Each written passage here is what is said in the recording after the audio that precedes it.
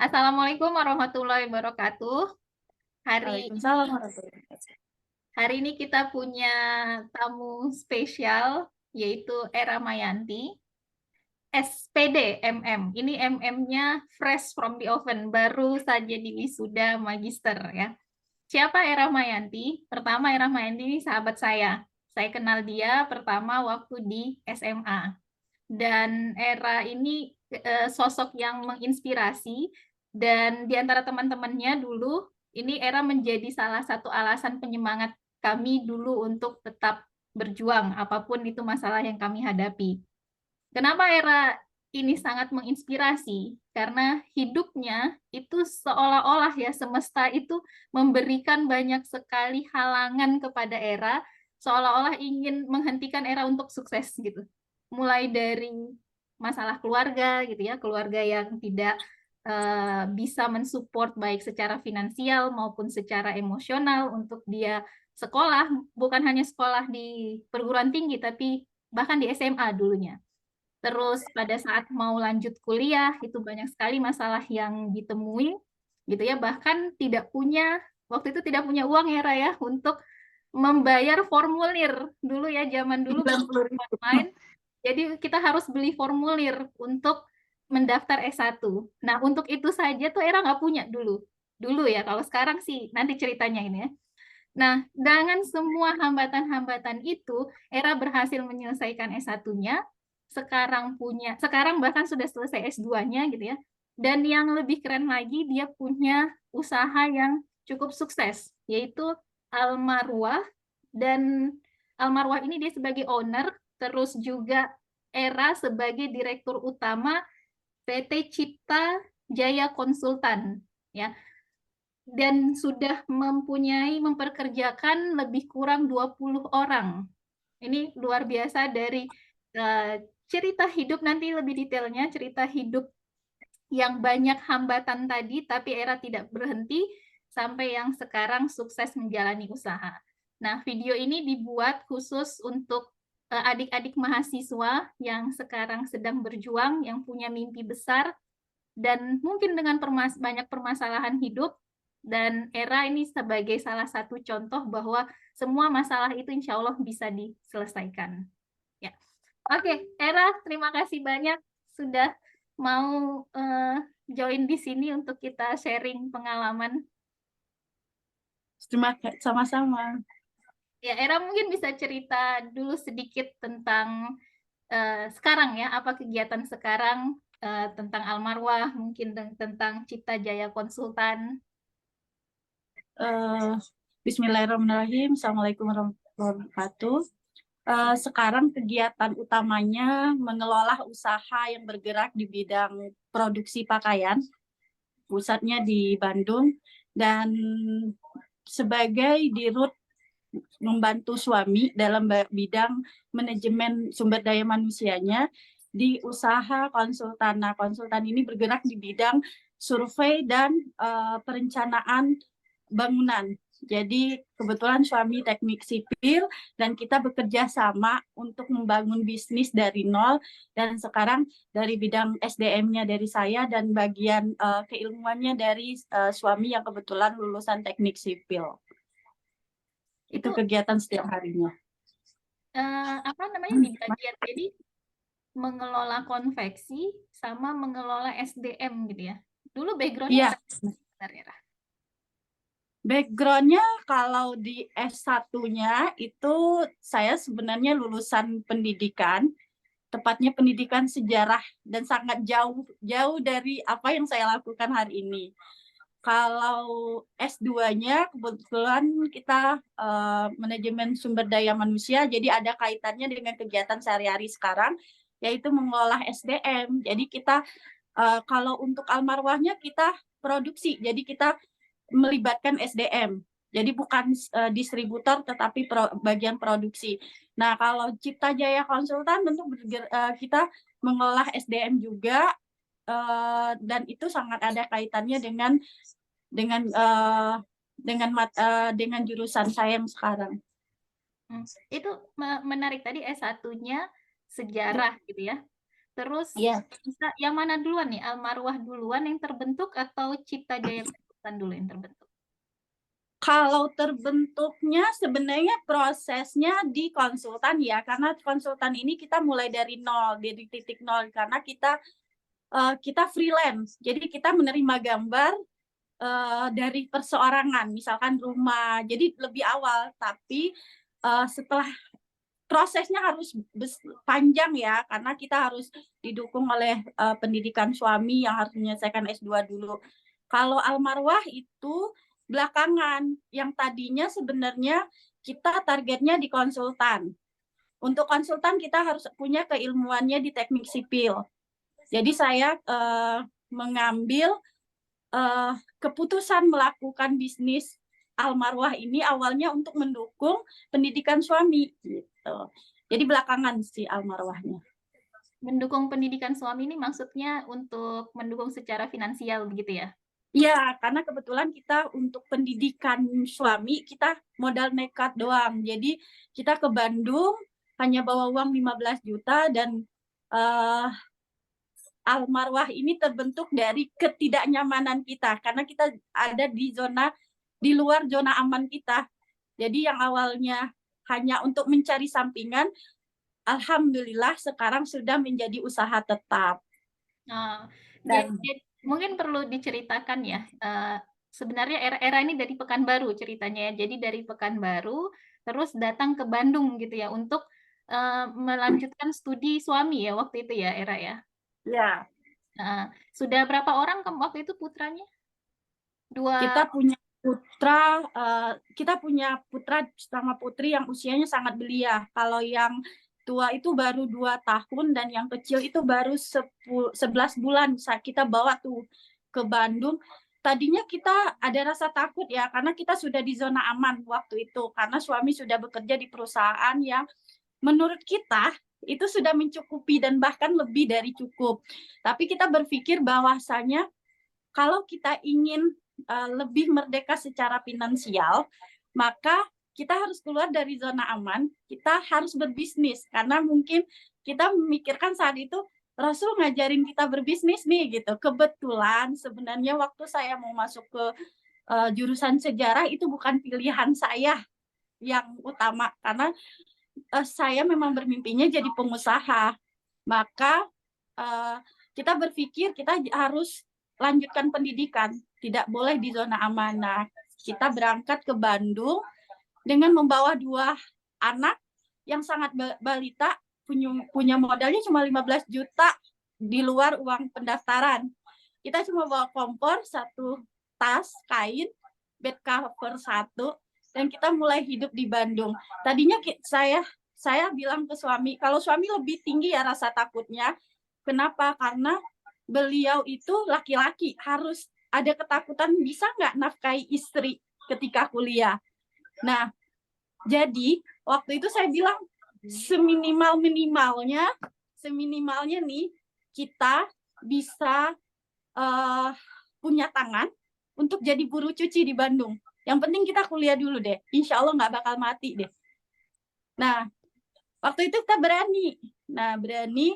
Akhirnya langkah pertama ini ada kaitan dengan bisnis saya ya, dengan almarwah. Jadi waktu itu otak bisnis tuh muncul gitu. Saya lihat di Bandung itu orang banyak. Padang otak bisnis langsung muncul gitu ya.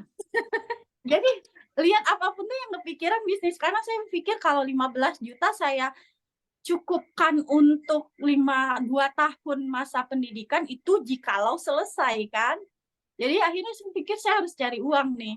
Nah, di sini tuh banyak sekali produsen-produsen pakaian yang menjual pakaiannya di pasar minggu. Jadi di situ saya udah mulai kepikiran, oh ada peluang nih, saya nggak bakal jadi buruh cuci deh. Gitu. Tapi mindset itu sudah ada ya waktu itu ya. Jadi era kan maksudnya waktu di Pekanbaru sudah bisa dibilang hidupnya sudah cukup gitu kan. Tapi mau Ya. berpikir oke saya pergi ke Bandung, saya jadi tukang cuci pun nggak masalah gitu. Itu gimana bisa terbentuk begitu? Karena sebenarnya sebelum kita sebelum kita ke Bandung, suami pernah melakukan resign dari perusahaan karena mungkin satu jenuh juga, kedua kita berpikir kenapa orang lain percaya untuk ke kita, ke keilmuan kita, mereka berani bayar kita setinggi itu. Kenapa kita tidak mampu mempercayai diri kita sendiri? Dan kenapa kita tidak memulai langkah kita? Kalau kita misalkan berbisnis nih, secara finansial kita bisa kalau usaha kita tinggi, insya Allah kita merdeka secara finansial. Yang kedua, kita punya waktu dengan keluarga, karena saya mungkin dari keluarga yang Bila sendiri tahu ya asalnya, dan kita ingin membentuk keluarga yang benar-benar dekat. Nah, salah satunya menurut kami adalah dengan berbisnis, karena kita yang mengatur waktu. Sementara kalau kita kerja, suami pergi jam 6, pulang jam 7 malam. Kapan kita punya waktu untuk membentuk keluarga yang lebih baik? Gitu sih alasannya sederhana. Terus kita berpikir, waktu itu belum terjadi penurunan ekonomi ya. Waktu itu kita berpikir mungkin satu saat ada masanya perusahaan-perusahaan seperti ini akan mengalami kolaps. Terus bagaimana nasib kita? Dan di saat itu kita keluar, ternyata di saat suami 1 tahun menyelesaikan S2, ternyata benar perusahaan itu merumahkan banyak tenaga kerja. Ternyata pilihan kita di awal tadi Perusahaan tempat suami kerja yang bekerja. Bandung. Ya, berarti pilihan kita yang tadi itu sangat menakutkan di awal dan dianggap bodoh oleh sebagian orang, ternyata nggak salah. Ternyata kita akhirnya nih kita tidak mencari pekerjaan, bahkan suami saya mengambil ijazah dari kampus karena alhamdulillah ya sebelum selesai S2 tuh udah banyak pekerjaan. Ini cerita sejarah konsultannya ya. Itu kita masih freelance ya. Kita dibayar berapa saja kita terima asalkan anak kita minum susu. Anak kita bisa bayar. Kita pernah dijanjikan sekitar berapa puluh juta untuk pembayaran, tapi yang dibayar itu cuma 10 juta. Tapi kami ikhlas. Kenapa? Uang 10 juta itu datang di saat yang tepat, di mana suami saya sudah di titik terakhir jadwal pembayaran dan kami nggak punya uang sama sekali. Dan uang 10 juta itu melanjutkan pendidikan suami. Jadi itu bisnis ya, bisnis yang sekarang, tapi waktu itu masih jadi buruh di perusahaan orang lain. Tetapi kita udah mulai mencari tahu bagaimana ya kita sendiri yang punya perusahaannya nanti gitu. Itu sejarah singkat tentang Almarwah dan konsultan. Oke, di sini aja tuh udah ada pesan mungkin yang sangat baik ya untuk adik-adik mahasiswa bahwa memulai bisnis itu tuh banyak resikonya, nggak gampang, butuh keberanian ya Raya. Tapi kalau Nekat. kita jalani itu insya Allah bisa dapat banyak pelajaran dari kegagalan-kegagalan itu. Seperti tadi ada yang bayar hanya 10 juta yang seharusnya mungkin puluhan juta mungkin ya, atau ratusan juta seharusnya. Tapi dari situ kita dapat pengalaman gitu kan untuk membangun yang usaha sekarang. Nah, sebelum lebih jauh ke sana, mungkin kita pengen dengar nih ceritanya perjuangannya Era waktu sarjana, waktu S1. Ini karena mungkin pendengar kita banyak yang mahasiswa. Bagaimana sih perjuangan Era mulai dari pas lulus SMA? Ini karena Era sahabat saya, sebenarnya saya sudah tahu ceritanya, tapi biar Era yang menceritakan. Bagaimana tantangannya mulai dari SMA dulu hampir tidak jadi ya untuk S1 gitu. Silakan. Mungkin untuk lebih memotivasi, mungkin ada yang saat ini situasinya tidak jauh beda dengan saya. Saya dilahirkan dari keluarga yang benar-benar minim keuangan. Pertama, minim latar belakang keluarga yang latar belakangnya pendidikannya tinggi, sangat minim. Saya dari keluarga broken home. Jadi banyak hal yang mendorong saya untuk melanjutkan pendidikan S1. Tapi kalau berbisnis, kalau misalkan ada mahasiswa punya keinginan bisnis, jangan hanya berpikir untuk berbisnis langsung gitu, tanpa melengkapi diri dengan pendidikan. Karena untuk saya masuk bangku kuliah itu sulit banget. Jadi seperti kata Dila tadi ya, bahwasanya mungkin saya punya 1001 alasan untuk mencari pembenaran agar tindakan saya terlihat benar oleh orang lain untuk mengatakan, sudahlah berhenti, nggak usah dilanjutin. Kamu kan begini gitu. Nah, jadi ceritanya waktu itu kita ini ya kelas 2 SMA ya Dil ya. Saya itu benar-benar di puncak tidak tahu arah kemana, tapi saya memilih untuk menceritakan ke sahabat saya. Dan salah satu yang saya pikir sekarang adalah hal paling tepat yang saya lakukan adalah karena saya berani bercerita ke 7 orang sahabat saya, salah satunya Dila, bahwasanya saya memiliki masalah dan saya dikirimkan 7 orang terbaik menurut saya waktu itu untuk menjadi solusi. Padahal mereka masih remaja yang juga mungkin sedang mencari jati diri ya. Tapi mereka menjadi solusi ke orang tua. Jadi saya tidak punya biaya untuk S1, untuk masuk ke S1. Tapi kita bertuju bermimpi untuk keliling dunia yuk gitu. Yang nggak mungkin kayaknya saya deh. Tapi kata teman-teman nggak ada yang nggak mungkin. Kita tes, saya masuk IPA, ternyata kata gurunya, kamu nggak cocok IPA, masuknya IPS aja. Kita harus terima ya, waktu itu kita harus terima masuk IPS karena saya selalu berpikir positif tentang nasihat orang lain. Itu yang saya merasa sekarang, alhamdulillah rezekinya itu merasa bersyukur jika ada yang menasehatin. Jadi kata guru saya, itu kalau nggak salah dengan Dila ya, kita menemui gurunya, kamu cocoknya di IPS, biar nilai kamu tuh bagus, dan mereka merencanakan agar saya menjadi siswa undangan waktu itu. Dan alhamdulillah diajukan jadi siswa undangan. Dan yang paling saya ingat ya, bahwasanya di kelas 3 itu sebenarnya sudah buntunya saya, sehingga waktu itu tuh saya dipindah-pindahkan ke rumah teman-teman agar tetap yang penting bisa selesai SMA-nya ya Dil ya. Nanti kita pikirkan kuliahnya. Waktu itu saya diajukan PBUD siswa undangan. Untuk pendaftaran nggak ada uang. Dila sama teman-teman mengumpulkan iuran di kelas untuk dapat uang formulir. Dan itu terkumpul 90.000 dan sampai sekarang saya nggak akan lupa. Setelah itu terkumpul 90.000, satu ya, punya teman yang mencari solusi. Jadi kira-kira langkah apa yang bisa kita tempuh untuk kita bisa masuk ke kuliah. Dan kita pernah kirim surat ke SBY. Kita mencari kakak senior di kampus yang bisa membantu kita mencari informasi bagaimana sih caranya masuk kuliah dengan kondisi saya yang seperti ini. Dan selanjutnya saya ingat ada guru yang mengatakan, jika kamu menghadapi masalah maka temui saya.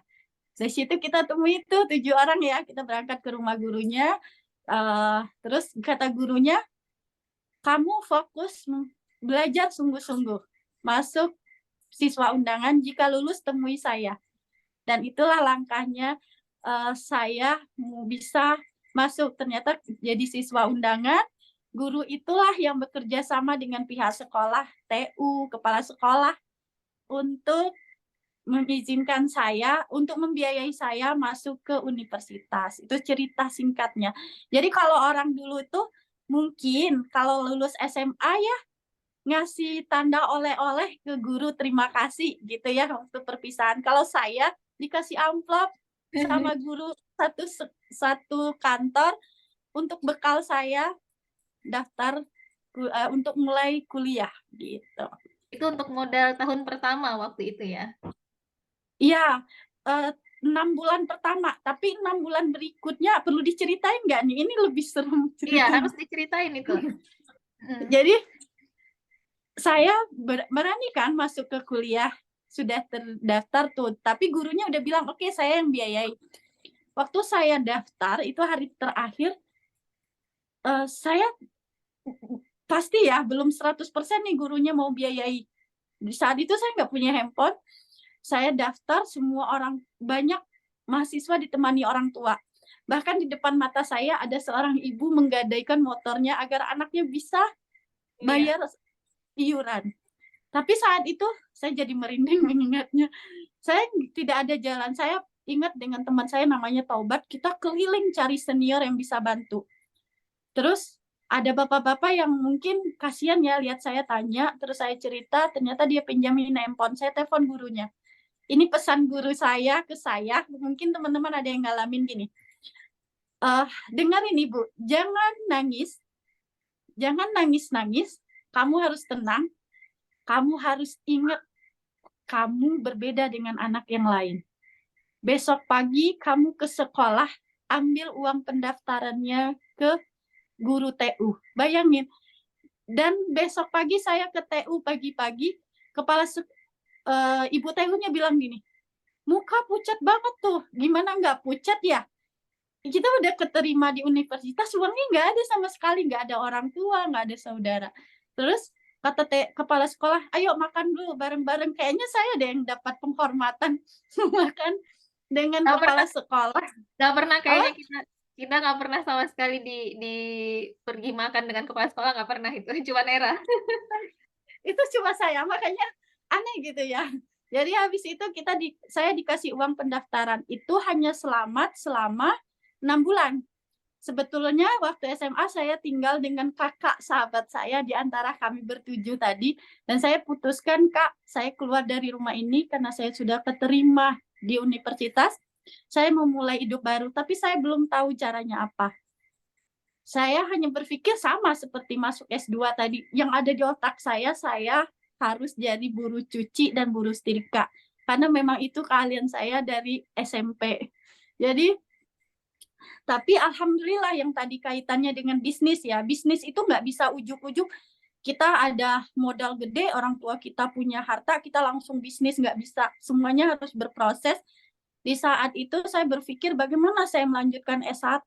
Saya nggak punya uang nih, biaya hidup, bayar kos.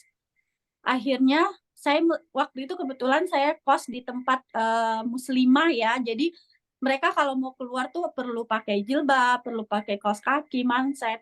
Saya berpikir ini peluang uang nih, gitu. Ini peluang uang nih. Akhirnya saya siapin meja di depan kamar, saya jual semua dari softtek. Maaf ya, softtek. Bagi yang nggak Odol. tahu, softtek itu pembalut ya. Sekarang mungkin Terus ada bukan itu lagi, Raf. Yang banyak orang. Terus, ada pokoknya semua sayur, gorengan. Kalau di kosan ada TV, depan TV saya sediain gorengan gitu loh. Jadi uh, itu cara saya untuk membiayai uang kos dan uang sehari-hari dari 6 bulan itu ya. Lalu saya cari pekerjaan jadi buruh cuci dan setrika. Beberapa bulan menjelang semester 2, otomatis semester 2 harus bayar dong. Benar ya?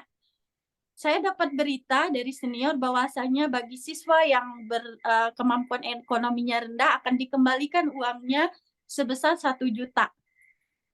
Dan saya berpikir ini uang buat bisa hidup loh.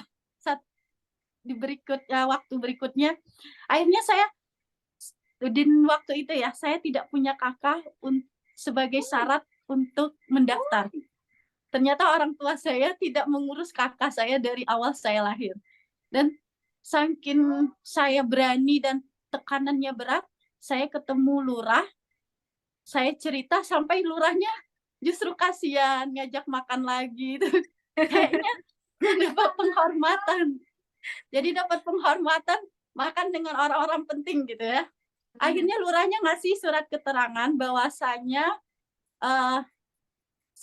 mahasiswa ini sedang mengurus kakak.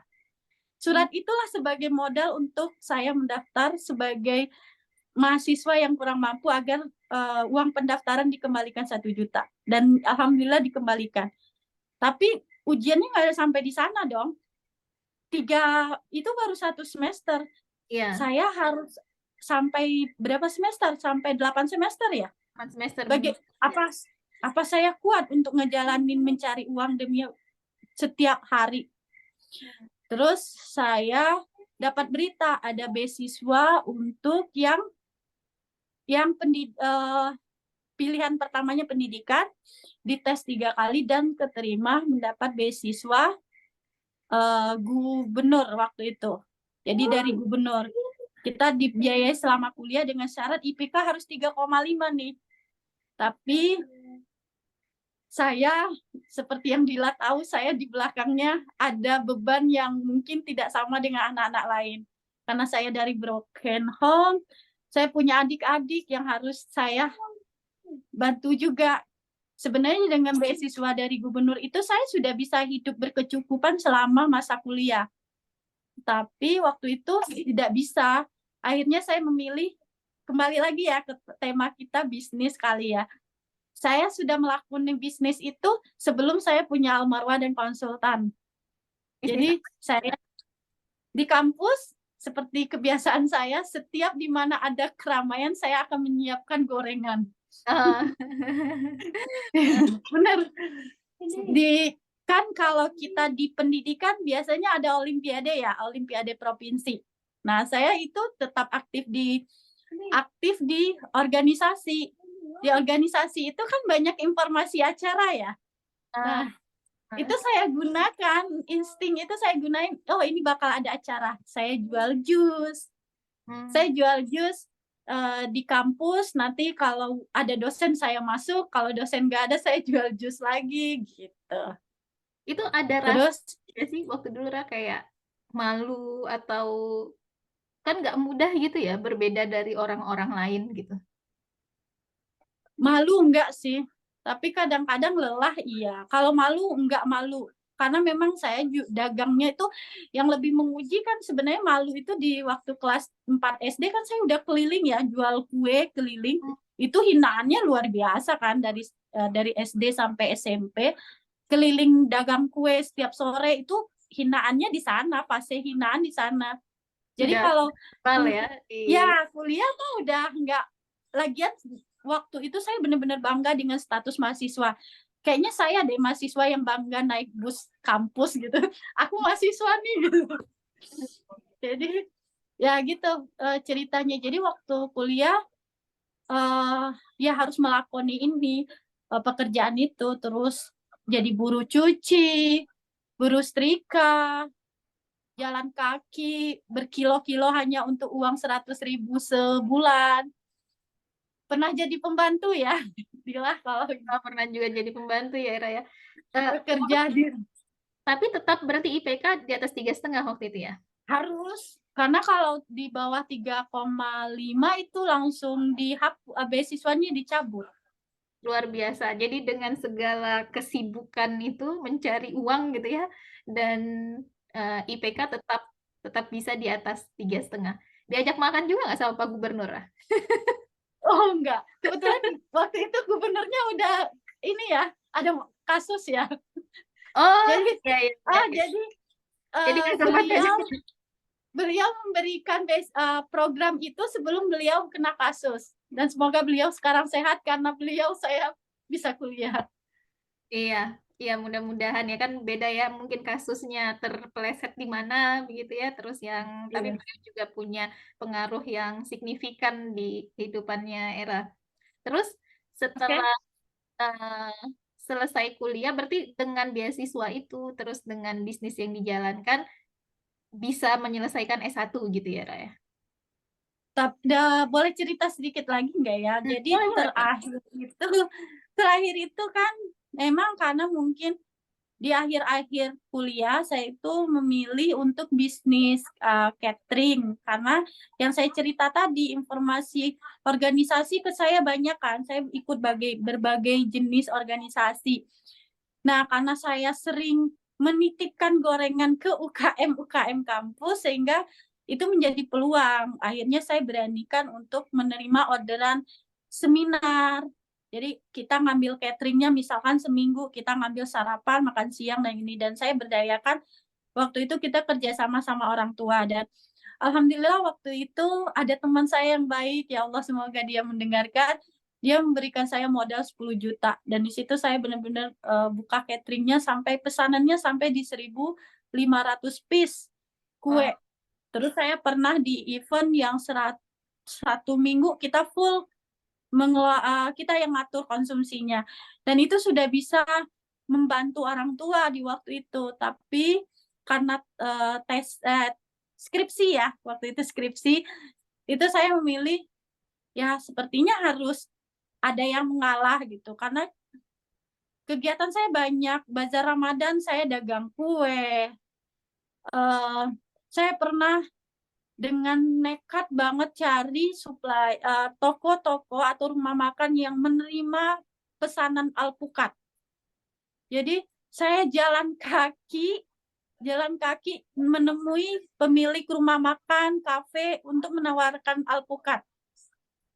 Dek, bentar, Dek. Nggak apa? Terus, bentar ya. Ya, ya. Dek, pisilin dong. Terus saya pernah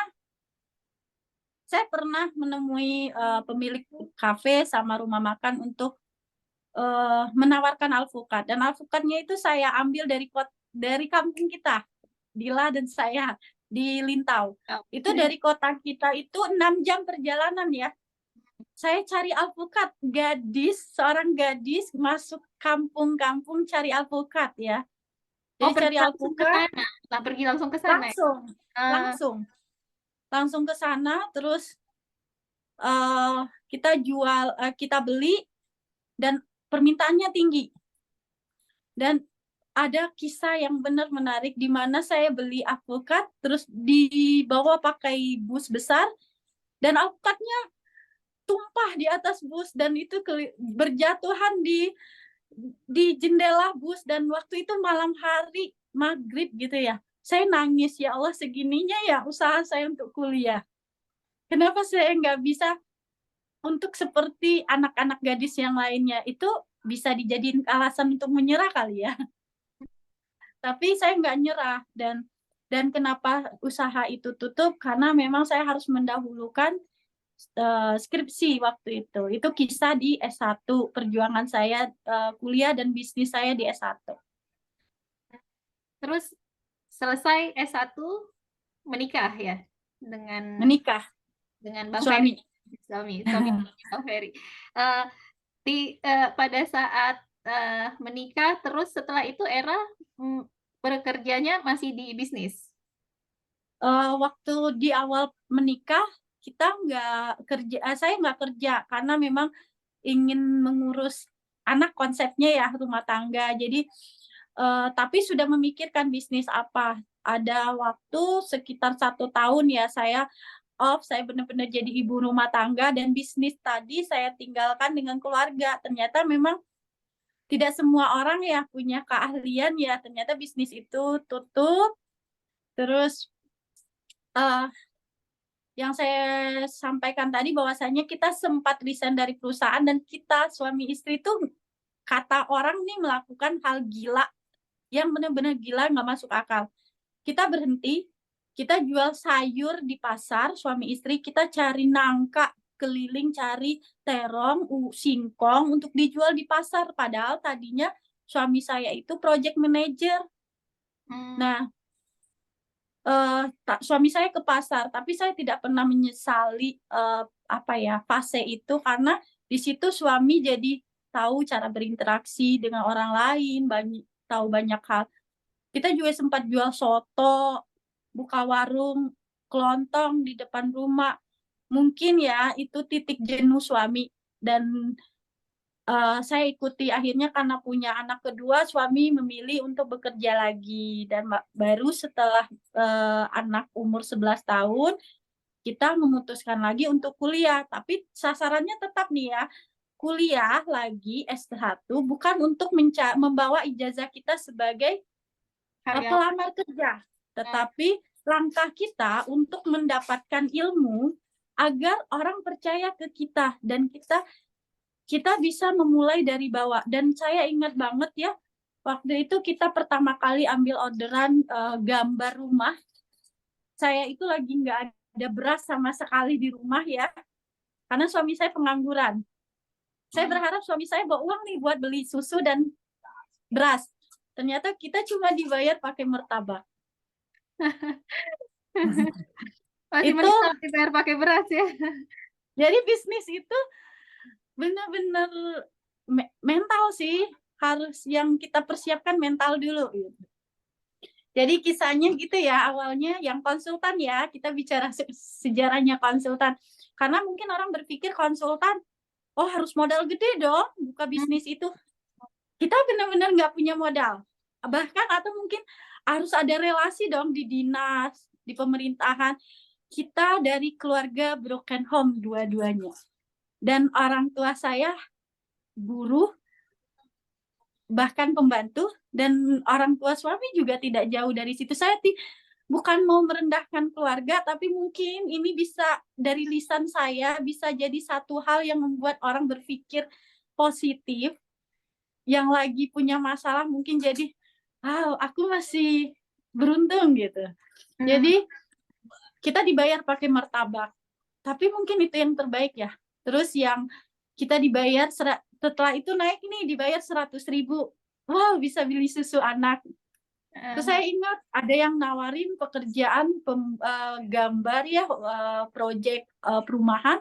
Kita nggak punya uang, komputer kita rusak karena komputer suami saya itu komputer jadul dulunya. Terus kita pinjam emas orang tua buat beli. Ternyata setelah kita kerjakan proyeknya nggak dibayar. Itu bisa jadi alasan kita untuk menyerah kali ya. Tapi kita nggak nyerah. Dan lanjut di Bandung, kita melakukan itu bertahun-tahun juga ya untuk menerima orderan yang tidak jelas dan kita belum bisa memberi harga.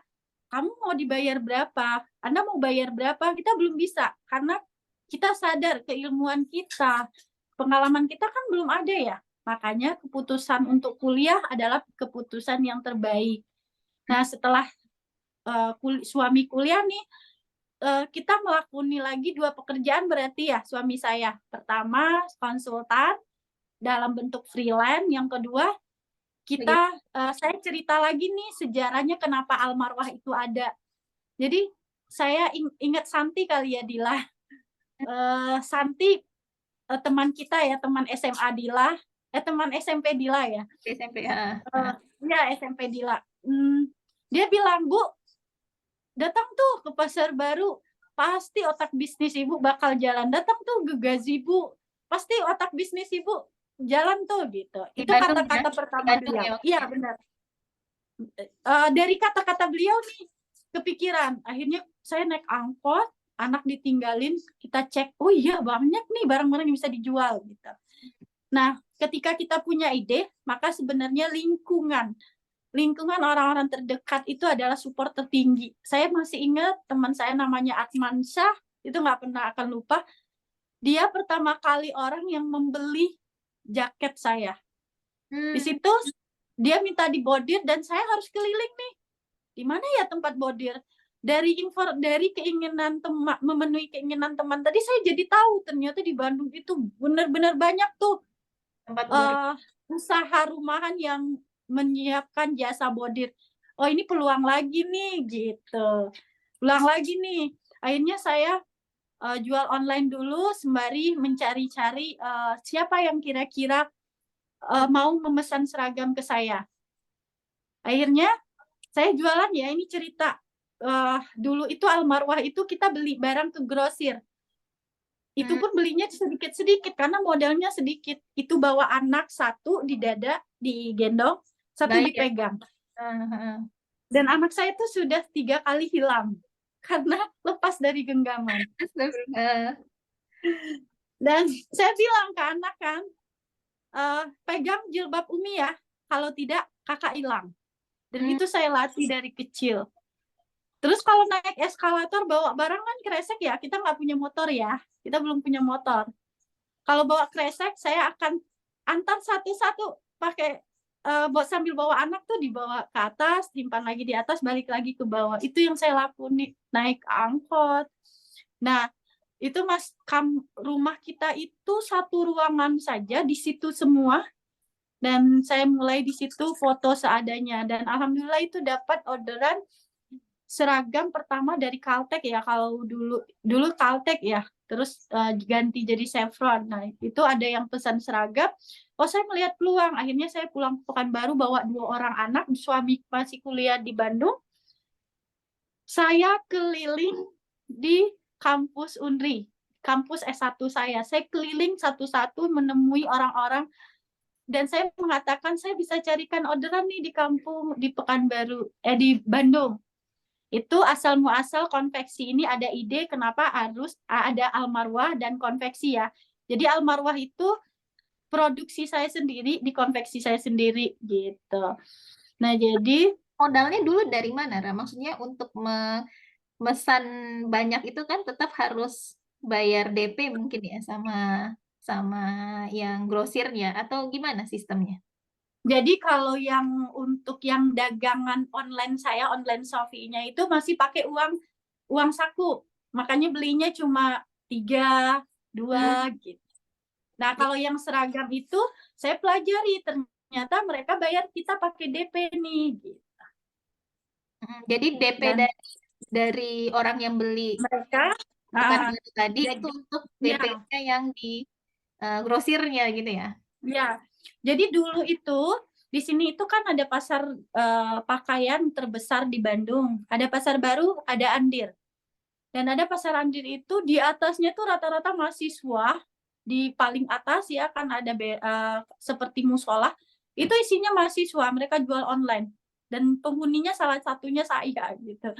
Ah, Jadi jadi setelah dapat beberapa orderan, saya pulang ke Bandung, saya cari konveksi yang bisa uh, kerjasama. Mereka produksi, saya mencari orderan. Jadi intinya ketika kita ingin memulai berbisnis dan kita berstatus sebagai mahasiswa, kalau di Bandung ya, saya tidak tahu di kota lain, itu sangat banyak peluang untuk kita melakoni dua pekerjaan ini, mahasiswa dan pembisnis. Jadi jadi saya mencari pasar-pasar yang bisa menjadi sumber barang ya. Setelah dapat orderan nih nggak segampang itu ya, dapat orderan lalu kita dapat untung, ternyata kejadiannya karena mungkin kita belum ada ilmu nih, ya kan? Ilmunya masih minim. Kita dapat orderan, perhitungan di atas kertas, kita untung nih 10 juta. Intinya singkat cerita nih, kita kerjasama dengan seseorang itu uh, ada timnya yang zolim ya, yang melakukan kecurangan, saya kena tipu, akhirnya seragam tadi gagal. Dan hmm, itu adalah seragam dari kampus S1 saya. Nama baik saya dipertaruhkan, tapi ya, saya datangin, saya bertanggung jawab sampai selesai, saya ganti. Tapi di balik kegagalan itu, saya jadi berpikir satu langkah lebih maju. Tadi saya cari konveksi yang bisa kerjasama, di situ saya jadi berpikir, berarti saya harus hati-hati dong kalau kayak gini.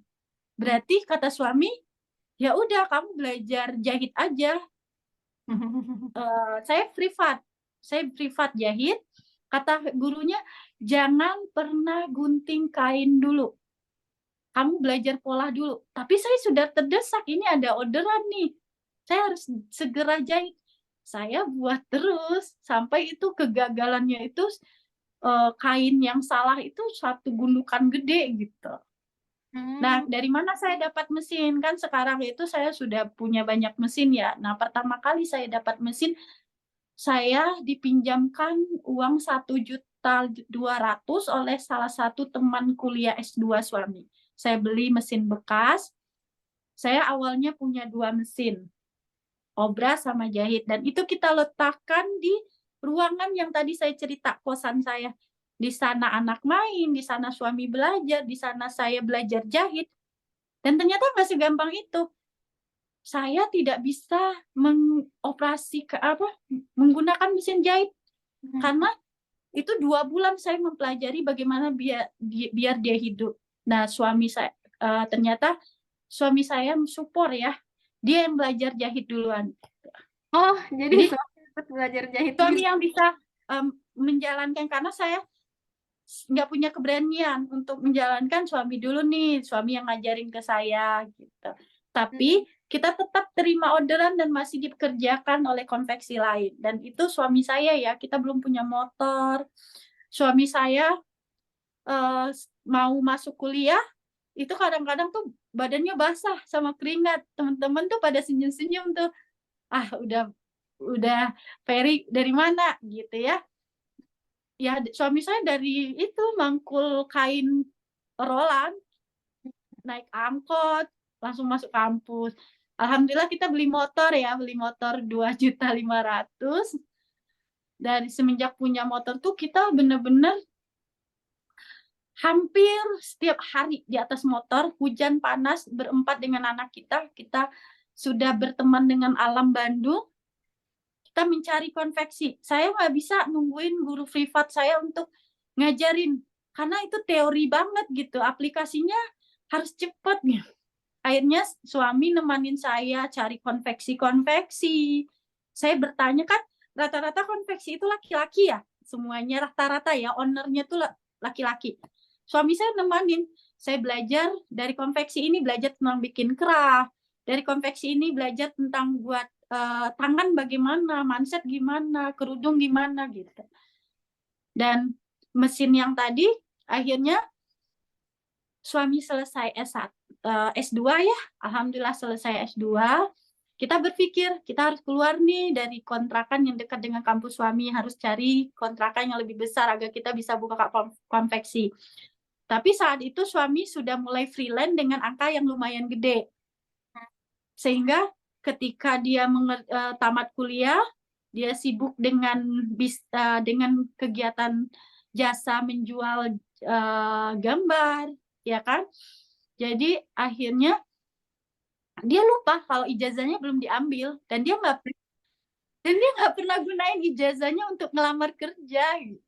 Jadi akhirnya kita punya rumah yang bisa untuk konveksi dan ternyata rumah itu tidak layak untuk dijadikan konveksi karena di sampingnya konveksi mesinnya banyak, saya nggak kebagian listrik, ternyata listriknya 1/2. Kita ya jadi saya akhirnya nggak nyerah kan, nggak nyerah, cari lagi.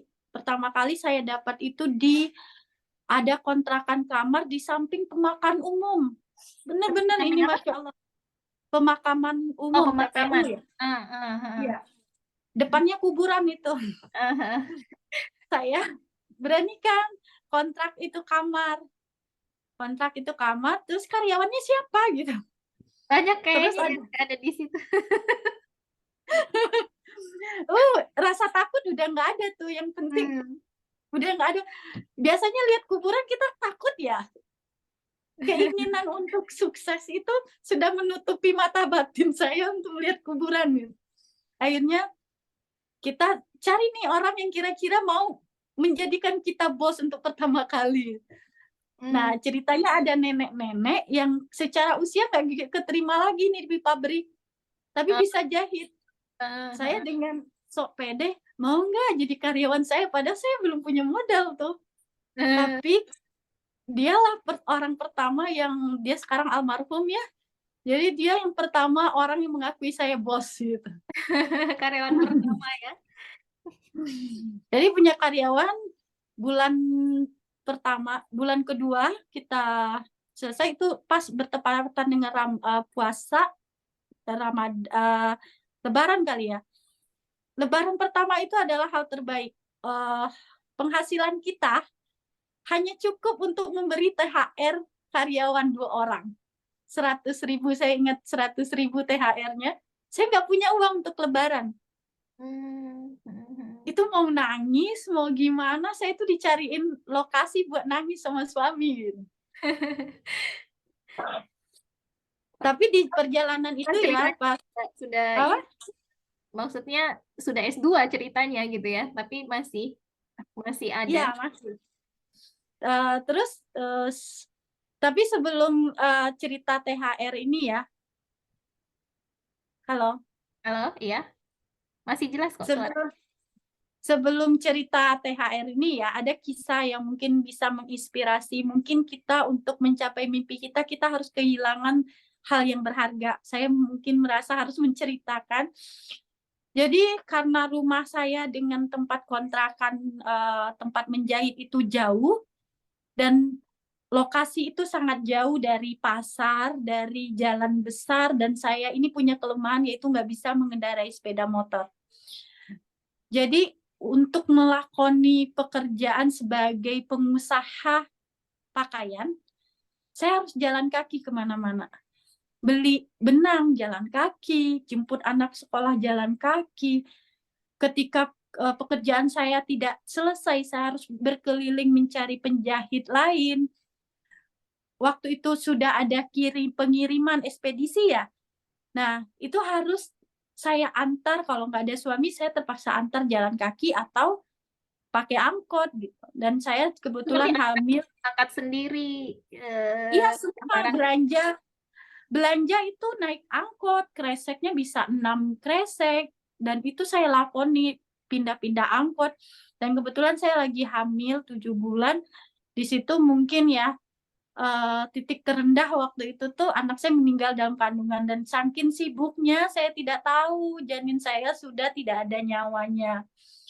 Tapi setelah melahirkan, alhamdulillah saya selamat, saya tetap tidak menyalahkan bisnis ini, tapi memang ya udah ini ujian, saya lanjut. Lanjut, alhamdulillah bisa menyewa tempat yang lebih besar. Terus sudah banyak orderan, tapi saya masih sebagai pelaku ya, pelaku pekerja. Jadi saya mengerjakan semua sendiri sambil nyuci, motong kain, ngurus anak, dan saya sampai tidur di atas kain agar agar apa ya, agar tidak kesiangan terpaksa tidur di atas kain. Terus kalau sudah terbangun motong lagi, capek tidur lagi, gitu yang dilakukan. Akhirnya sampailah pada titik saya emang sampai bisa punya karyawan. Dan sebelum COVID sebenarnya sampai 2021 ya, itu karyawan saya alhamdulillah banyak dari yang sekarang. Itu banyak dari sekarang saya bisa mempekerjakan tetangga. Ya, itu cerita bisnis Konveksi. eh, Ya. di konveksi gitu. Itu Itu sih. apa namanya? Mudah-mudahan ditangkap hikmah dari ceritanya Era ya, bahwa bersusah-susah itu perlu gitu ya untuk kesuksesan. Karena saya pernah dulu punya mahasiswa bimbingan, ternyata nilainya banyak yang dapat ED gitu kan. Terus saya tanya, kenapa bisa bisa begini nilainya gitu. Terus dia cerita kalau dia sempat tidak masuk kuliah beberapa kali gitu. Sering gitu. Terus saya tanya, kenapa nggak ikut kuliah, ada masalah apa?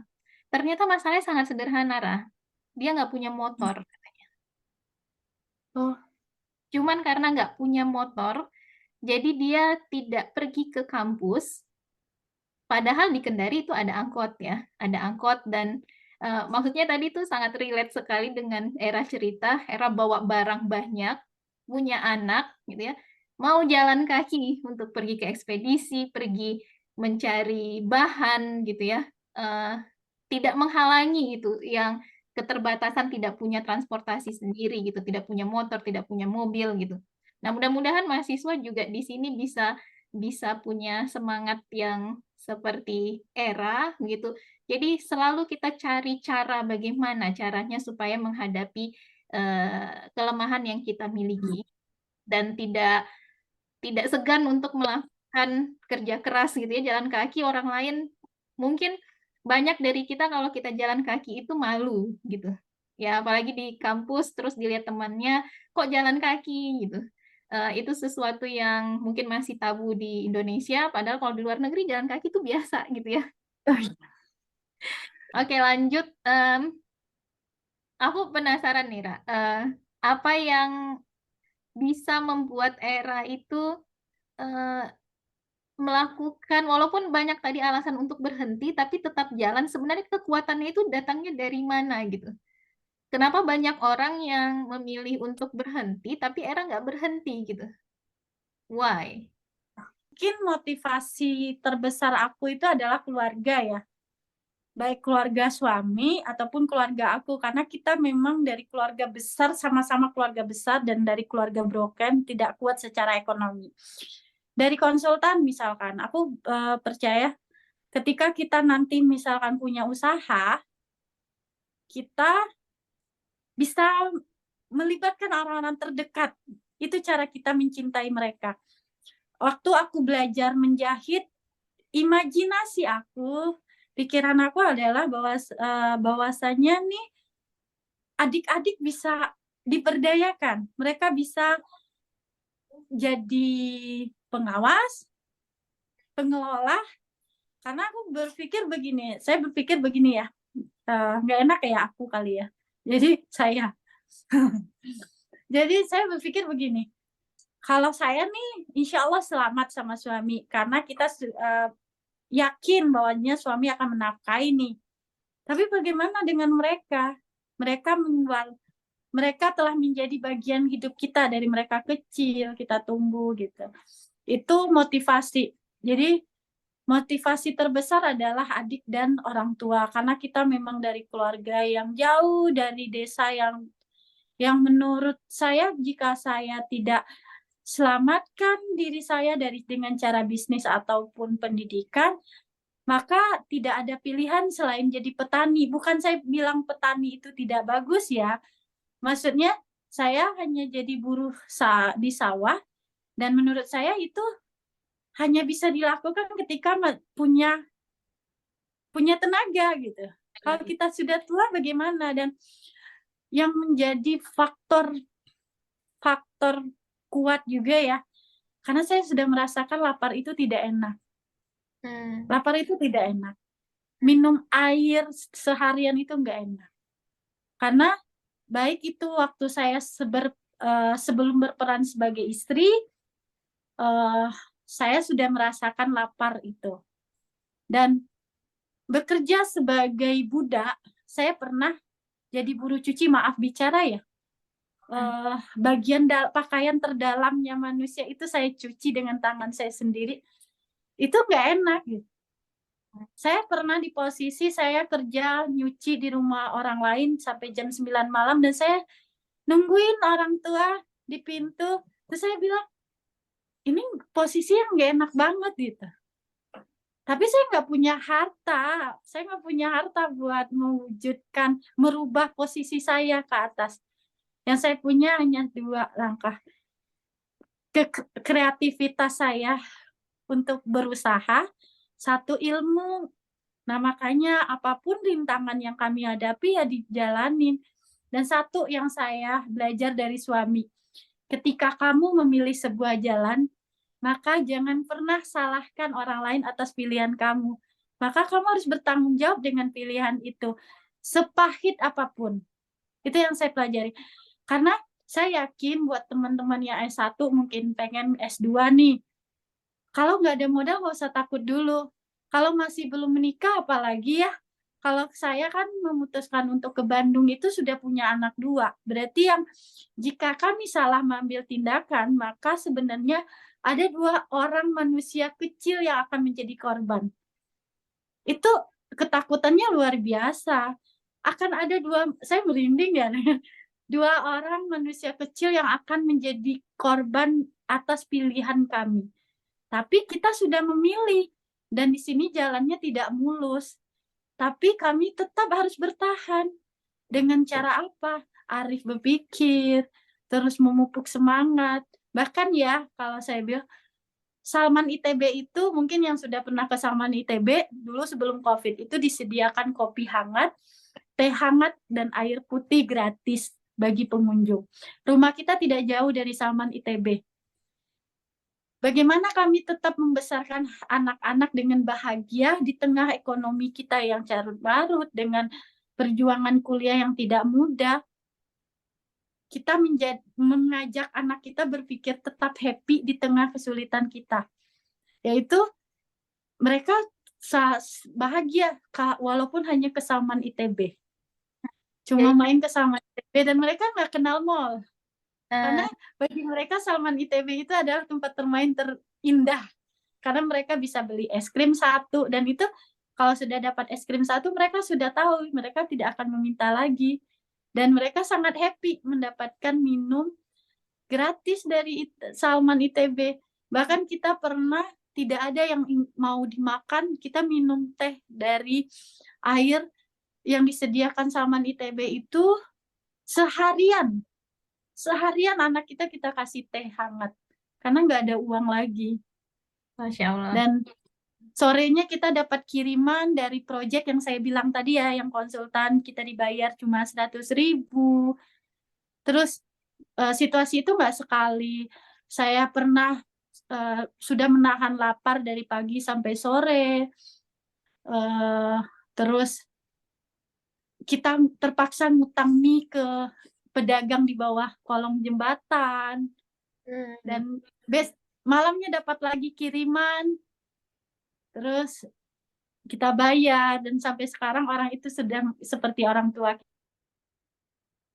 Kalau pada saat di titik susah-susahnya era waktu itu ya, itu ada kepikiran nggak sih menyesal gitu, ngapain sih saya di sini, mendingan saya balik ke Pekanbaru gitu. Pernah nggak sih sempat terbersit begitu? Apa? Ulangi dok. Pas saat yang susah tadi, misalnya tidak ada makanan, harus minum dari Masjid Salman gitu ya, terus ngutang mie gitu. Nah, pada fase itu sempat nggak sih terpikir sama Era, ngapain sih saya di sini gitu? Ini tuh keputusan yang mungkin menyesali keputusan, ada nggak sih sempat kayak begitu gitu? Kalau alhamdulillah nggak terpikir seperti itu, tapi di titik nadi terendah benar-benar lelah pernah. Mungkin Dila masih ingat cerita saya pernah bercerita. Apa? Oh Mau ya, aku, mau gua, mau apa? Nggak masalah. jadi aku lagi nangis nih di pinggir di seberang, terus Dila itu dengan lugunya bilang, "Apaan sih nangis, Ra? Bisa nggak nangis?" Itu masih ingat ya, karena kalimatnya mungkin seperti itulah ya. Dila merasa, kok nangis gitu, karena anak itu nangis terus karena lapar ya. Saya insya Allah tidak menceritakan aib suami ya, mudah-mudahan, karena memang versi cerita ini kita ceritakan ke banyak orang setelah kita berhasil, bukan waktu kita mengalami. Jadi cerita ini kita ceritakan ke orang lain setelah kita berhasil melewatinya. Dan alhamdulillah, mudah-mudahan bagi suami ini bukan aib ya, karena dia sudah bekerja keras. Hanya saja waktu datangnya uang itu di saat kami benar-benar diuji dulu baru didatangkan gitu. Iya, iya. Jadi kenapa nangis? Karena anak itu lapar. Dan kita juga kan secara ini stres ya. Bisa aja dengan alasan itu kita, ayo deh pulang lagi ke Pekanbaru gitu. Tapi kita nggak ingin pulang karena kita tahu di Pekanbaru kita siapa dulunya gitu. Ya kan, kita udah milih jalan ini, maka harus diselesaikan. Ini pernah kisah ya. Terus buat kalau mahasiswa apa? Ya, lanjutkan. Jadi pernah nih cerita, kalau memang ada yang sampai titik terendah banget nggak punya uang, mungkin kisah ini lagi nih. Kita Lebaran, suami sudah pergi bekerja di proyek konsultan tadi, freelance tadi ya, sudah beberapa bulan, tapi orangnya nggak bayar. Dan saya di bagian konveksi nih, bagian seragam, saya udah mengerjakan orderan tapi nggak dibayar. Dan itu datangnya barengan di masa mau Lebaran. Besoknya Lebaran, saya sudah pesan kue nih. Beberapa hari menjelang Lebaran, pesan kue cuma 20.000. Pesan kue ya untuk Lebaran. Uang, tapi udah dipesan aja open PO gitu ya. Terus punya uang nih di tangan cuma 50.000. Saya bikinlah lontong Padang ya. Saya beli lontong Padang. Terus saya kan berpikir mungkin orang bakal datang nih ke rumah, kita nggak punya apa-apa gitu ya. Jadi kayak tekanan mental satu, yang kedua sedih ya, jauh dari keluarga dengan kondisi yang cuma punya lontong sayur buat Lebaran gitu. Dan kue yang tadi yang saya pesan 20.000 saya nggak jadi tembus karena memang nggak ada uangnya. Dan saya bilang, Bu, saya nggak punya uangnya. Nah, pagi-pagi nih, air mata biasa ya, cewek air matanya gampang jatuh ya. Jadi saya nangis dan sembunyi dalam kamar nih, kamar mandi, biar nggak kelihatan sama tetangga, karena di Bandung itu rumahnya deket-dekatan. Jadi biar nggak ketahuan sama tetangga, nangis di kamar mandi. tahu-tahu si anak saya yang paling kecil nih ngambilin itu lontong diaduk pakai kapas. Itu kita nggak ada yang mau dimakan, Masya Allah. Kita nggak ada yang mau dimakan Lebaran itu. Itu bukan nangis lagi, saya benar-benar udah terisak. Gimana mau ngasih makan anak ya? Terus tahu-tahu ada tetangga depan ngasih uang 5.000 nih ke anak. Ada 2 anak berarti 10.000 ya. Kita makan lontong nih, udah selamat ya.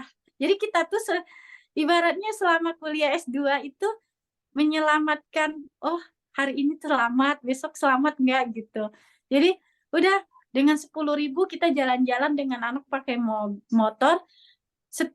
Ini kebiasaan saya kali ya ke anak itu. Saya bilang saya sukses, maksudnya berhasil sampai titik ini itu karena pengorbanan anak-anak saya juga. Karena saya bilang, ini uangnya 10.000 nih nak. Ayo, ini kalau kita mau jalan, kita harus beli makanan yang kita bisa semua makan. Itu yang kami lakukan. Itu pengalaman kita. Dan sampai detik ini, kita sama suami selalu mencari tahu sebenarnya setelah peristiwa itu apa sih yang membuat kita lanjut hidup gitu. Kan tadi tuh habis uangnya. Dan kita benar-benar lupa tuh. Benar-benar saya dan suami tuh lupa. Apa ya kisah berikutnya sehingga kalau kita bisa ngelanjutin hidup.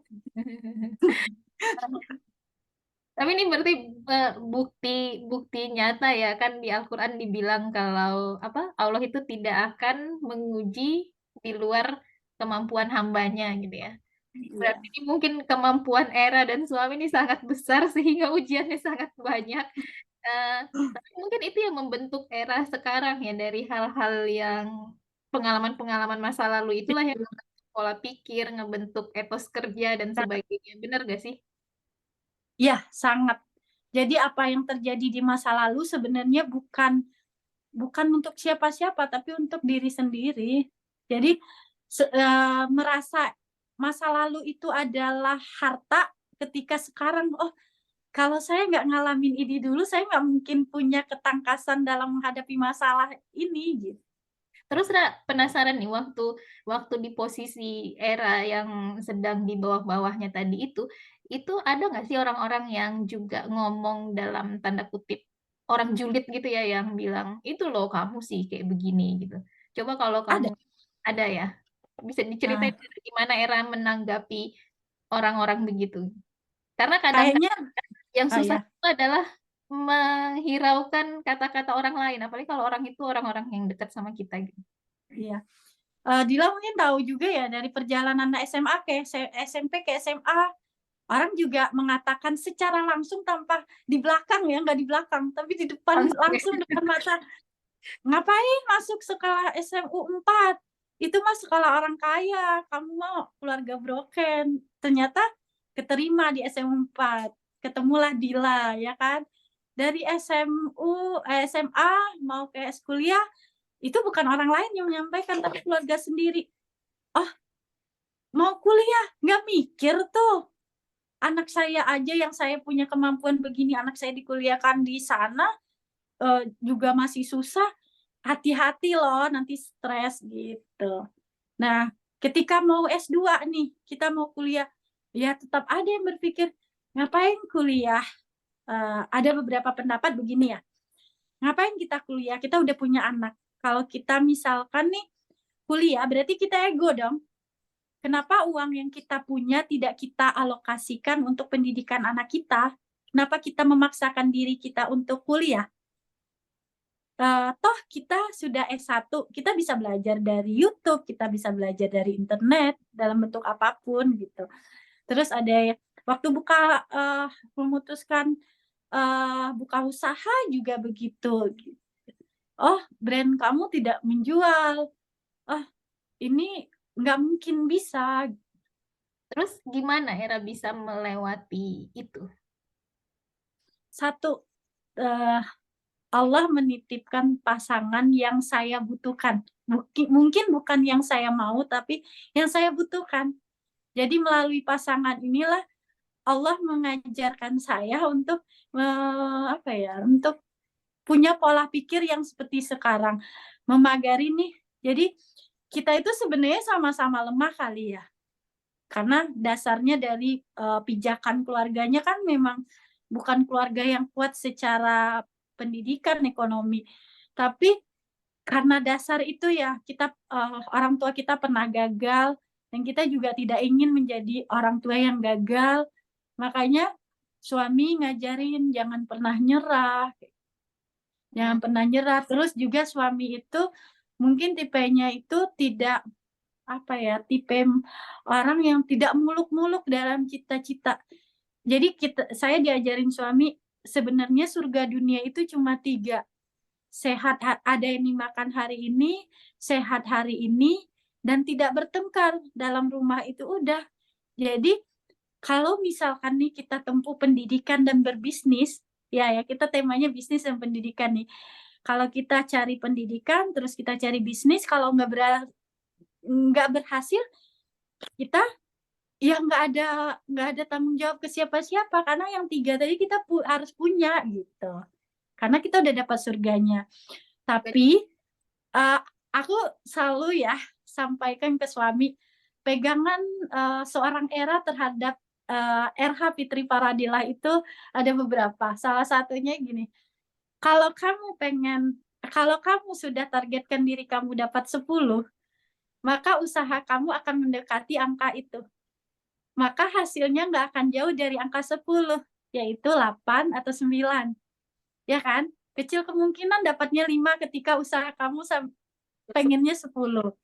Tapi kalau kamu usahanya ya udahlah, aku dapat 5 juga udah, maka usaha kamu nggak akan melebihi angka 5, pasti di bawah 5 gitu. Makanya itu kan dikasih tahu ya. Jadi kita itu rumah tangga kita itu adalah dialog. Jadi misalkan nih ya apa-apa yang menjadi pikiran saya dari teman-teman disampaikan ke suami dan suami menerima. Dan itu jadi pegangan kita. Iya ya, kata Dila, kalau pengen dapat 10, maka usaha kita harus lebih tinggi. Dan insya Allah kita dapat 8 atau 9 nanti. Tetap usaha ya itu kata kuncinya. Tapi ini menarik, ini kan mahasiswa kemungkinan belum pada nikah nih ya, baru mencari pasangan gitu. Berarti carilah pasangan yang memang bisa mensupport kita secara mental ya, jangan hanya lihat ekonomi gitu ya. Karena di Iya awal benar. mungkin Bang Ferry kalau dilihat secara ekonomi, kalau Era hanya melihat dia punya apa pada saat itu, harta bendanya, mungkin Era nggak jadi mau dengan Bang Ferry gitu kan. Iya benar.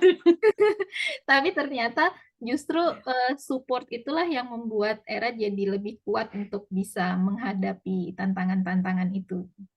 Nah, jadi adik-adik di luar sana kalau cari suami yang cewek-cewek jangan jangan lihat hanya dari harta benda. Alhamdulillah kalau dapat bonus yang juga kaya. Ya, Kata iya Ustaz benar. Hidayat itu kan dia sering nanya itu mau kaya tapi nggak bahagia atau bahagia tapi nggak kaya gitu.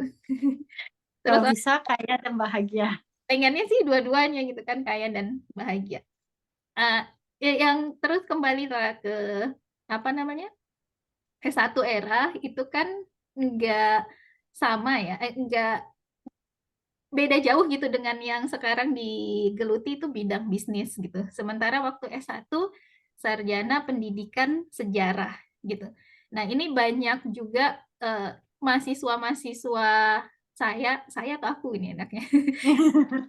Jadi ini bagi yang nonton ya, aku itu biasa digunakan di Pekanbaru. Di Pekanbaru tuh jarang banget kita pakai saya. Saya tuh Saya. Itu kayaknya kaku banget. formal banget gitu. Nah, tapi kalau di Kendari kebalikannya, Ra. Oh gitu. Jadi pakai saya, kadang disingkat sa gitu ya, sa gitu. Eh, jadi nanti kita mungkin campur-campur aja pakai saya sama pakai aku. Nah, kalau tadi mau bilang apa ya, jadi lupa. Em, tentang, oh ya mahasiswa. Jadi mahasiswa di kampus itu banyak yang punya cita-cita itu beda dengan jurusannya gitu. Jadi ada Ya. yang anak teknologi pangan, tapi eh, pernah itu satu orang setelah ujian skripsi saya tanya gitu kan, impiannya mau jadi apa, ternyata dia pengen jadi desainer fashion, kan nggak ada Ya. hubungannya sama teknologi pangan kan. Nah, beberapa orang punya mindset bahwa kuliah S1 itu buang-buang waktu gitu. Kalau misalnya jurusannya tidak sesuai dengan yang dicita-citakan. Nah, menurut Era gimana? Era setuju dengan pendapat itu atau punya pandangan lain? Atau kalau seandainya nih kita kembali lagi di tahun 2005 lalu, Era tetap akan lanjut S1 atau lebih memilih langsung mulai nih bisnis konveksi misalnya? Nggak buang-buang waktu. Hmm, sebenarnya semua tergantung sudut pandang kita dalam melihat. Jadi bagaimana kita melihat, sudut pandang kita melihat, maka hasilnya akan berbeda ya. Jadi kalau saya sendiri kan memang dari dulu, dari sebelum kuliah menjadi seorang mahasiswa, sebenarnya salah satu hayalannya itu adalah punya komplek yang isinya tuh ada beberapa jenis bisnis. Karena memang kan kelas 3 SD sudah jual dagang keliling ya. Jadi hari demi harinya itu tentang bagaimana marketing gitu. Tanpa saya sadari itu istilah marketing ya, berarti saya udah hebat dari kelas 3 SD udah marketing tuh. Cuma nggak ngerti tuh arti marketing. Jadi kan waktu SD kita udah biasa ya, dari kelas 3 SD udah dagang keliling. Jadi secara tidak langsung di bawah alam sadar kita itu sudah sering berhayal. Jujur ya, saya sering berhayal punya punya toko sendiri. Bahkan dulu di kamar kos itu kita punya gambar di mana saya punya cita-cita ini rumah mertua saya, ini rumah orang tua saya, ini rumah saya. Terus ini ada beberapa usaha. Nah, sudah punya keinginan itu gitu dan sampai sekarang masih ada wujudnya dalam pikiran saya gitu.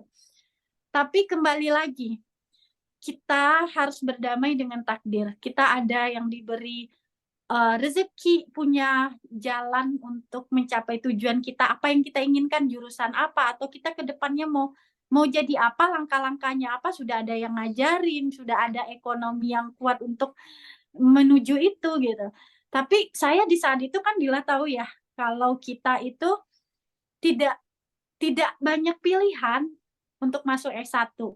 Ya saya mendengarkan nasihat guru, turunkan ego karena gini ya, maaf saya ada beberapa mahasiswa calon mahasiswa, dia punya ekspektasi ingin masuk kampus A karena dia merasa dia sudah juara 1 umum, dia pengen kampus A. Tapi secara ekonomi dia tidak ada dukungan dari orang tua, dia harus kerja sambil kuliah. Di kampus A tidak ada tuh jurusan yang bisa sambil kuliah. Akhirnya dia memilih untuk tidak kuliah, kan rugi. Kenapa dia tidak turunkan ego di S1, karena kata guru saya itu waktu itu, yang penting kamu masuk kampus, kamu bergaul dengan orang-orang yang berpendidikan, maka insya Allah akan ketemu calon suami yang tidak jauh dari lingkungan kamu. Sama ya dengan konsep angka 10 tadi, nggak akan jauh dari temannya 10 gitu. Jadi kata guru saya, masuk kampus maka akan ketemu nanti calon yang tidak jauh. Karena saya kan punya dua dunia nih, dunia pendidikan dan dunia pasar, karena saya sering di pasar. Kalau saya tidak memilih pendidikan, otomatis jodoh saya kemungkinan dari lingkungan pasar tadi gitu. Jadi guru ya harus masuk dulu ke kampus. Egonya mana? Jurusannya harus saya cari pilihan tersedikit peminatnya waktu itu. Maaf, bukan merendahkan alma mater saya sebelumnya, tapi ini benar-benar kejadian real ya. Jadi benar-benar saya memilih jurusan yang peminatnya tidak banyak. Sementara jurusan yang saya inginkan ekonomi itu banyak banget peminatnya. Saya milihnya pendidikan sejarah. Lalu apa ada manfaatnya nggak ilmu itu sekarang? Ingat, setinggi apapun kita kuliah, setinggi apapun jabatan kita di bisnis, tapi fungsi utama kita adalah ibu. Pertama, manfaatnya adalah saya jadi ibu. Saya berpikir sehebat apapun saya berbisnis, sebanyak apapun yang saya peroleh, ketika saya tidak menciptakan generasi yang bagus, maka saya gagal. Nah, dari mana ilmu itu? Dari jurusan saya sebelumnya, keguruan. Lalu apa manfaatnya untuk lingkungan kerja saya sekarang? Kan saya mengelola nih ya, rata-rata itu pekerja kalau konsultan itu mahasiswa. Jadi konsultan itu isinya rata-rata mahasiswa. mahasiswa suami saya, otomatis saya di sana, wah, saya merasa masih muda tapi tidak bisa tidak bisa menolak bahwasanya itu saya sudah seperti ibu di kantor karena kan mahasiswa ya, saya sudah beda 15 tahun dari mereka. Saya merasa keilmuan saya di pendidikan tadi itu jadi bekal saya nih untuk mengayomi mereka. Tahu, oh, seusia mereka mentalnya gimana sih gitu. Nah, kalau yang di konveksi, pendidikan tadi berpengaruh. Pertama gini, saya sudah memperhatikan beberapa konveksi yang hanya langsung jadi konveksi, tapi dia tidak berpendidikan. Tutur katanya, konsep berpikirnya, itu. Jadi itu berbeda. Jadi tidak melulu harus, kalau kita jurusan ini kita harus melakukan itu, tidak. Tapi bagaimana kita merangkum ilmu kita tadi untuk bisnis kita, untuk usaha apa yang kita lakukan sekarang. Tapi gini, yang paling saya, Dila ini ya dari SMA itu menurut saya sosok yang pikirannya sudah terstruktur. Jadi dia kalau saya cerita, dia akan mencari dulu akar masalahnya apa, dia buat masalah yang terpenting mana yang harus diselesaikan, langkah-langkah penyelesaiannya apa. Nah, itu kita temukan di mana? Itu di dunia pendidikan, di jurusan kita ya. Jadi maksudnya di semua jurusan ya. Nah, itu tuh struktur berpikir seperti itu kalau kita tidak kuliah belum tentu kita dapat. Kenapa Dila dapat lebih awal dari kami? Karena dia anak seorang dosen. Jadi topik pembicaraannya di waktu SMA sudah terstruktur. Kami yang bukan anak dosen, siapa yang mengajarkan kalau tidak ke bangku kuliah? Lalu kenapa kita melihat jurusan sejarahnya, tapi melihat keilmuannya secara luas? Gitu. Proses yang terjadi selama S1 itu ya, Raya? Ya, gitu. Dan ini mungkin bisa jadi masukan ini untuk Kementerian Pendidikan. Jadi masalahnya ini sedikit sharing saja. Masalahnya di universitas itu kalau kita ada namanya akreditasi Ya. A, B, dan C gitu ya. Salah satu penilaian untuk bisa dapat akreditasi A itu adalah jumlah lulusan yang bekerja sesuai bidang. Jadi itu Ya. ada kecenderungan bahwa kalau kita kerja tidak sesuai bidang, itu poinnya rendah di kementerian.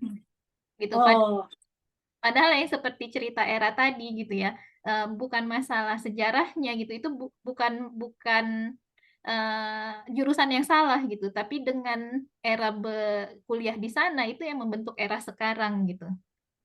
ya benar.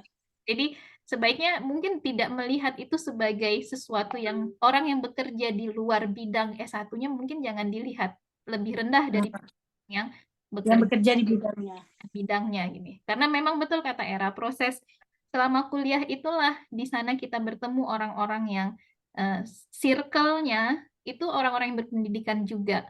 Nah, kayak tadi mau cari jodoh ya, berarti kita akan berpendidikan gitu kan.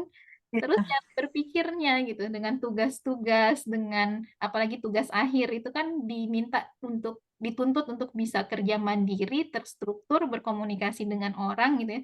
Yang mungkin itu pengalaman itu tidak didapatkan kalau tidak kuliah gitu ya. Oke. Ada lagi tidak Ra, yang mau di-sharing? Hmm, Oh, sedikit ini ada yang menarik. Aku ingat banget dulu Era sebelum nikah gitu ya. Jadi tidak punya atau cuman punya satu gamis ya, Ra ya? iya. Kalau yang nggak punya atau cuman punya satu waktu itu ya? eh aku punya satu ya, bahkan baju nikah aku dipinjemin ya sama, Dipinjemin. jadi aku ya dipinjemin sama temen, terus aku tuh pakai kerudung itu dikasih sama teman sudah sampai putih tuh di sini, Eh, bener-bener. Terus dari kuliah itu suka pakainya baju bekas teman atau bekas adik. jadi ingat banget Era itu punya keinginan gitu, pengen punya gamis sendiri yang bagus gitu. Nah, sekarang ternyata jadi juragan gamis gitu. Kan jangan meremehkan kekuatan mimpi gitu ya, mimpi yang sangat sederhana itu Benar. ya, dari yang Ya. masalah gamis, bahkan untuk gamis untuk menikah pada saat itu ya meminjam, dan sekarang era jadi juragan gamis.